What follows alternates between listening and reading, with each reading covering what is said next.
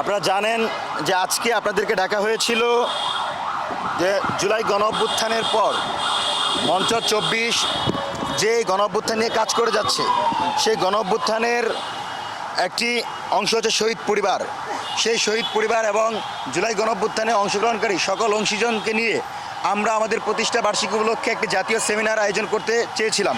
তারই লক্ষ্যে ইঞ্জিনিয়ারিং ইনস্টিটিউটকে আমরা বুকিং দিয়েছি, কিন্তু আমাদেরকে দীর্ঘ সময় কালক্ষেপণ করে আমাদেরকে পরবর্তীতে ২৩ তারিখ জানানো হয় যে এটা নাকি ঈদে মিলাদুন্নবী উপলক্ষে মাইজ ভান্ডারির ছোটো ভাই ইতিমধ্যেই বুকিং নিয়েছে, অথচ পূর্বে আমাদেরকে এ বিষয়ে অবগত করা হয়নি। ফলশ্রুতিতে আমরা লক্ষ্য করি যে জুলাই গণ অভ্যুত্থানের অংশীজনের প্রোগ্রামকে ক্যান্সেল করে তাদেরকে স্পেস না দিয়ে ইঞ্জিনিয়ারিং ইনস্টিটিউট কর্তৃপক্ষ আওয়ামী লীগের সাথে সম্পৃক্ত তরিকত ফেডারেশনের অন্য দুইটা অংশ ছোটো ভাই বড় ভাই এই দুইটা গ্রুপকে তারা প্রোগ্রাম করার অনুমতি দিয়েছে, যেটা বর্তমান সরকারের সময় অত্যন্ত হুমকি এবং আশঙ্কার কারণ আপনি জানেন যে আওয়ামী লীগ রাজনৈতিকভাবে এখন তাদের সাংগঠনিক কার্যক্রম পরিচালনা করতে পারছে না, যার ফলশ্রুতিতে তারা এখন বিভিন্ন সামাজিক এবং ধর্মীয় সংগঠনের ব্যানারে এবং ধর্মীয় প্রোগ্রামগুলোতে তাদের লোকজন সমাগম করে দেশবিরোধী ষড়যন্ত্র করতে পারে। সেজন্য আমরা সরকারকে অবগত করেছি এবং ডিএমপিকে বলেছিলাম যে আমাদেরকে ২৬ তারিখ যেন সেই ইঞ্জিনিয়ারিং ইনস্টিটিউটে অনুমতি প্রদান করা হয় বা আমরা যেন প্রোগ্রাম করতে পারি।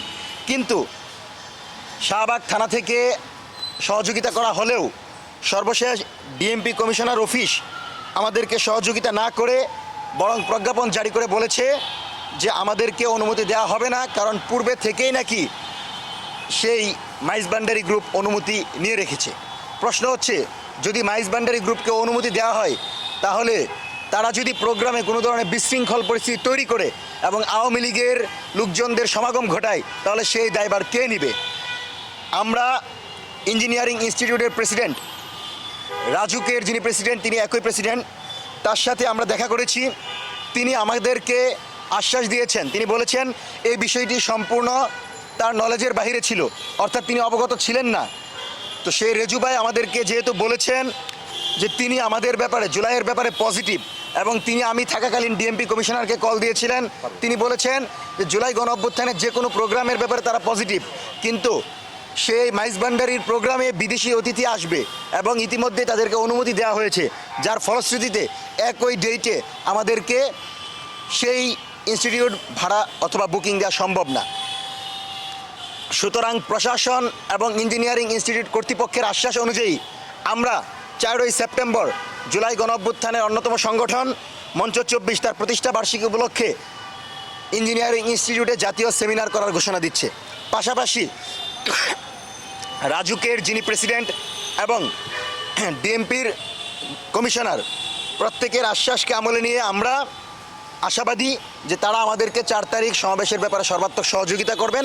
আমরা তাদের উপর কোনো ধরনের অভিযোগ করছি না, কিন্তু আমরা প্রশ্ন রাখতে চাই, এই মাইজ ভান্ডারিরা সালাউদ্দিন কাদের চৌধুরী, মতিউর রহমান নিজামী, আল্লামা সাইদি সহ যাদেরকে বিচার বহির্ভূত হত্যাকাণ্ডের মাধ্যমে ফাঁসির দড়িতে ঝোলানো হয়েছিল, সেই সময় তাদের বিরুদ্ধে গিয়ে আওয়ামী লীগকে সমর্থন দিয়েছিল এই নজিবুল বাশাররা, এই তার পরিবারেরা আজকে সালাউদ্দিন কাদের চৌধুরীর বিএনপি থাকাকালীন কিভাবে ঈদে মিলাদুন্নবীর নামে তারা প্রোগ্রাম করার সুযোগ পায় আমরা সেটা জানতে চাই। আওয়ামী লীগ আপনি জানেন যে তাদেরকে রাজনৈতিকভাবে কোনো স্পেস দেওয়া হচ্ছে না বাংলাদেশে। এখন তাদের চেষ্টা হচ্ছে যে কোনো মূল্যে ধর্মীয় অথবা সামাজিক প্রোগ্রামগুলোতে অনুপ্রবেশ করে সরকার বিরোধী স্লোগান দেয়া, সরকারের বিরুদ্ধে জনমত তৈরি করা। সুতরাং আমরা মনে করি ২৬ তারিখে আমাদের প্রোগ্রাম বন্ধ করে আওয়ামী ঘরানার মাইজ ভান্ডারিদেরকে অনুমতি দিয়ে সরকার নিজের পায়ে কোরাল মেরেছে এবং এটাকে কেন্দ্র করে যদি কোনো ধরনের অরাজক পরিস্থিতি সৃষ্টি হয় তার দায় কিন্তু সরকারকে নিতে হবে। পাশাপাশি যেহেতু আমাদেরকে ডিএমপি কমিশনার এবং রাজুকের প্রেসিডেন্ট বলেছে যে আমাদেরকে পরবর্তী 4ই সেপ্টেম্বর প্রোগ্রাম করার সুযোগ করে দিবে, সেজন্য আমরা 4ই সেপ্টেম্বর জাতীয় সেমিনারের ঘোষণা দিচ্ছি। এবং এই প্রেক্ষাপটে দাঁড়িয়ে আমরা গুরুত্বপূর্ণ কিছু বিষয় আপনাদের সামনে উল্লেখ করতে চাই। দেখেন, আপনারা জানেন যে তারেক রহমানের ভারত সফর নিয়ে কথা হচ্ছে। আমরা স্পষ্ট ভাষায় জানিয়ে দিচ্ছি, যেহেতু তিনি জনগণের প্রধানমন্ত্রী, আমাদের প্রধানমন্ত্রী, যদি তার কিছু হয়ে যায় সেটা বাংলাদেশের জন্য অতুলনীয় ক্ষতি। সেজন্য তারেক রহমান যেন কোনোভাবেই ভারত সফরে না যান, আমরা সে ব্যাপারে তারেক রহমানকে অনুরোধ জানাবো। পাশাপাশি শহীদ শরীফ ওসমান হাদি হত্যাকাণ্ডের সাথে যারা জড়িত ছিল তাদেরকে দেশে ফিরিয়ে দেওয়া, খুনি শেখ হাসিনার ফাঁসির রায় কার্যকর করার জন্য আওয়ামী লীগের যে সকল নেতারা দণ্ডিত হয়েছে তাদেরকে যদি দেশে ফিরিয়ে দেওয়ার ব্যাপারে ভারত সহযোগিতা করে, তবেই আমরা তারেক রহমানের ভারত সফরকে সমর্থন করি। তাছাড়া বাংলাদেশের প্রধানমন্ত্রী, জনগণের প্রধানমন্ত্রী তারেক রহমানকে রয়ের হাতে আমরা তুলে দিতে পারি না।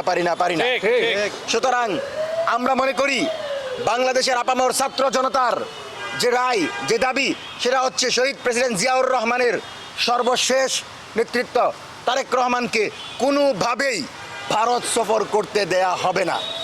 এবং আমরা এই প্রেক্ষাপটে দাঁড়িয়ে অনুরোধ করব, আপনি বাংলাদেশের জনগণের জায়গা থেকে চিন্তা করেন। আজকে যদি হাসিনাকে তারা ফেরত না দেয়, আজকে যদি উসমান হাদির হত্যাকারীকে তারা ফেরত না দেয়, তাহলে তারা কিভাবে বাংলাদেশের বন্ধু হতে পারে? এটা আমাদের কাছে প্রশ্ন। বাত ব্যথা, প্যারালাইসিস কিংবা আর্থ্রাইটিস, আধুনিক প্রযুক্তি ও অভিজ্ঞ বিশেষজ্ঞদের সমন্বিত চিকিৎসার নির্ভরযোগ্য নাম ডিপিআরসি। সুতরাং যারা আমাদের দেশের বিরুদ্ধে ক্রমাগত ষড়যন্ত্র করে যাচ্ছে, যারা তারেক রহমানকে উৎখাতের চেষ্টায় জড়িত, সেই এবং সেই ভারত কোনোভাবেই বাংলাদেশের কল্যাণকামী না। এবং বাংলাদেশের ফ্যাসিবাদ বিরোধী কোনো রাজনৈতিক দল তারেক রহমানকে ভারত সফরের ব্যাপারে ইতিবাচক বক্তব্য দেওয়ার প্রত্যাশা করে না। এবং আমরা মনে করি তারেক রহমান দ্রুত সময় স্পষ্ট করবেন যে তিনি ভারতে সফরে যাবেন না। পাশাপাশি বর্তমানে বাংলাদেশে যে জনদুর্ভোগ তৈরি হয়েছে, আপনি চিন্তা করেন, আমি ওই দিন ডিওএইচএসে ছিলাম, সেই ডিওএইচএসে পর্যন্ত 2 ঘন্টার মতো কারেন্ট ছিল না। মানে গুরুত্বপূর্ণ আবাসিক এলাকাতে পর্যন্ত এখন বিদ্যুৎ বিভ্রাট হচ্ছে। এই যদি দেশের পরিস্থিতি হয়, তাহলে তো মানুষ আবারও বলা শুরু করবে আগেই ভালো ছিলাম। এই বক্তব্য যেন না আসে, সেজন্য জনগণের যে দুর্ভোগ, বিদ্যুৎ, তেল, গ্যাস এবং দ্রব্যমূল্যের লাগামহীন ঊর্ধ্বগতি, এগুলো আপনাকে নিয়ন্ত্রণ করতে হবে। সর্বোপরি দেশের চলমান এই পরিস্থিতিতে কোনোভাবেই যেন আওয়ামী লীগের কোনো অংশীজন, সেটা মাইজভান্ডারি হোক, তরিকত ফেডারেশন হোক, এরা প্রত্যেকেই আওয়ামী লীগ। 5 তারিখের আগে এরা বিএনপিপন্থী, জামাতপন্থী কোনো গ্রুপ ছিল না, এরা সবাই ছিল আওয়ামীপন্থী, হাসিনাপন্থী। কিন্তু যখন তারা দেখেছে যে বিএনপিপন্থী না হলে আমাদেরকে বাংলাদেশে আর প্রোগ্রাম করার সুযোগ দেওয়া হবে না, ঠিক তখন এখন তারা বিএনপিপন্থী হওয়ার চেষ্টা করছে। হুঁশিয়ারি করে বলে দিচ্ছি, মাইজভান্ডারিদেরকে কোনোভাবেই আওয়ামী এজেন্ডা বাস্তবায়ন করতে আর বাংলাদেশে দেওয়া হবে না। এবং তাদের প্রোগ্রামে সর্বোচ্চ নজরদারি নিশ্চিত করেন। এবং জুলাই গণ অভ্যুত্থানের নেতৃবৃন্দের সাথে এখন পর্যন্ত তারা বিভিন্ন জায়গা থেকে কল দিয়ে আমাদেরকে হুমকি দিয়েছেন। আমরা জানতে চাই তাদের এই হুমকির উৎস কি, কারা তাদেরকে সাহস দিয়ে জুলাই গণ অভ্যুত্থানের বিপরীতে এখানে প্রোগ্রাম করার সাহস দিচ্ছে, আমরা সেটা জানতে চাই। সুতরাং প্রশাসন এবং ইনস্টিটিউটের চেয়ারম্যান এবং রাজুক চেয়ারম্যানের আশ্বাসের প্রেক্ষিতে আমরা 26 তারিখের প্রোগ্রাম স্থগিত করছি এবং পরবর্তী তারিখ 4 সেপ্টেম্বর আমরা এখনই জানিয়ে দিচ্ছি। 4 সেপ্টেম্বর আমরা জাতীয় সেমিনার করব। ফ্যাসিবাদ বিরোধী রাজনৈতিক শক্তির অনৈক্য বাংলাদেশের জন্য অতুলনীয় ক্ষতি। এই সেমিনার করব জামাত, বিএনপি, এনসিপি, গণ অধিকার পরিষদ সহ প্রত্যেকটি ফ্যাসিবাদ বিরোধী রাজনৈতিক দলের অংশগ্রহণের মাধ্যমে আমরা আমাদের মঞ্চ 24-এর প্রতিষ্ঠাবার্ষিকী উপলক্ষে আয়োজন সফল করব ইনশাল্লাহ। এখন আমাদের আজকের যেই বক্তব্য সেটা স্পষ্ট যে ইঞ্জিনিয়ারিং ইনস্টিটিউটের প্রেসিডেন্ট এবং রাজুক সভাপতির আশ্বাসের প্রেক্ষিতে এবং তরিকত ফেডারেশন জুলাই গণ অভ্যুত্থানের নেতৃবৃন্দের সাথে কোনো ধরনের সমস্যা তৈরি করবে না এবং জুলাই গণ অভ্যুত্থান বিরোধী কোনো কার্যক্রম করবে না, এই ধরনের বক্তব্য দিয়ে আমাদেরকে অনুরোধ করার প্রেক্ষিতে আমরা প্রশাসন এবং ডিএমপি কমিশনারের অনুরোধে আমরা 26 তারিখের প্রোগ্রামের পরিবর্তে 4 সেপ্টেম্বর জাতীয় সেমিনারের ঘোষণা দিচ্ছি।